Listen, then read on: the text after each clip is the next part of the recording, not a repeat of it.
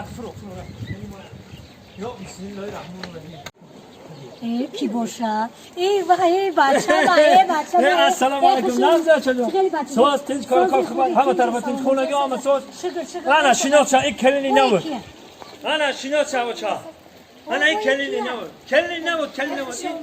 این توجیک نیست این تترکا تتر میتیسکا منم درای ماشین مخکم کنی انا شناچا خونی ما همه تنجا خود کنه خوب هم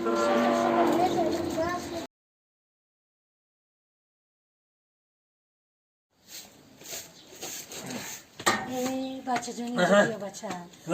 اینجا بیا جانی بچه گوش کن مرا بچه همی عروسی آوردگی نگه بگو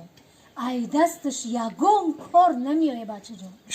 نه خونه رفته میتونه نه کوسه و طبق ششته میتونه نه خمیر کرده میتونه نه حولی و در رفته میتونه نمیدونم یه عروسی آوردگی توجیکه عروسه خلاقه گفتم تتر نمیدونم موخه باور که همه که عروسی اولانگیت خوب ساز نبود که ای دستکش همه کاری دنیا میم خب بزنی این بچه میدونی چی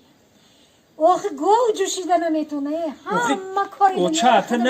نمیفهمیده نمیدونم چی کار کنم من این روی خاطر بویش گرفتم این ماشین داره دردشنبه خونه داره ما دانشجو دو تو دام خیلی سوزای اوخی ما برای همین خیلی گرفتم آخه بین قشلاق آوردی یک کاری دنیا را نمیکنه ما آخه ای کارو بار کردن یا چیشیدن نه بچه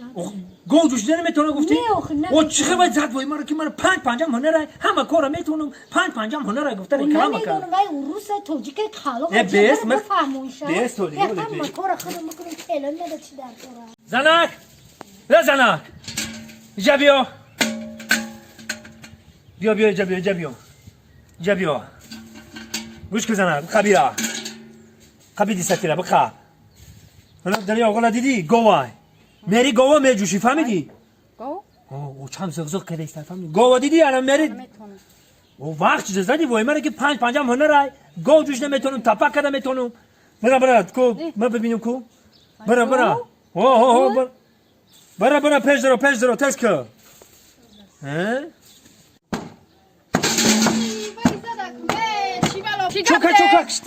چی کشت؟